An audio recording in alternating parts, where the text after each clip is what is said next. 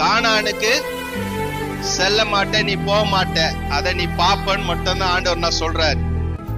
அந்த சொன்னதை நிமித்தம் அவன் என்ன பண்ற, கானானுக்கு அவன் பிரவேசிக்கல. அப்போ ஆண்டவருடைய என்ன பண்றான், தண்டனைக்கு உடையவனா என்ன பண்றான், இங்க மோசே இருக்கிறான். கடைசி வரைக்கும் அவன் தண்டனை என்ன பண்ணல, மன்னிக்க படவே இல்லை. அதனாலதான் நான் பிசாசானவன் என்ன பண்றான், இந்த சரீரம் என்னுடையது. அப்ப பாருங்க, உங்களுடைய பாவமும் என்னுடைய பாவமும் மன்னிக்கப்பட்டு இருக்குதா அப்படின்னு யோசிச்சு பார்த்தேன்.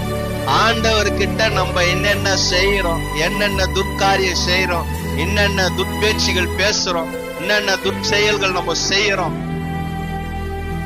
இதெல்லாம் ஆண்டவர்கிட்ட நம்ம மன்னிப்பு கேட்டுட்டு நம்ம பாவங்கள்லாம் மன்னிக்கப்பட்டுச்சா அப்படின்னா தான் நம்ம எங்க என்ன பண்ணுவான், பரலோகத்துப்பா. இல்லைன்னா பிசாசு இது என்னுடைய சரீரம், இவன் இது என்னுடையது என்ன பண்ணுவான், சண்டை போட்டுட்டு இருப்பான்.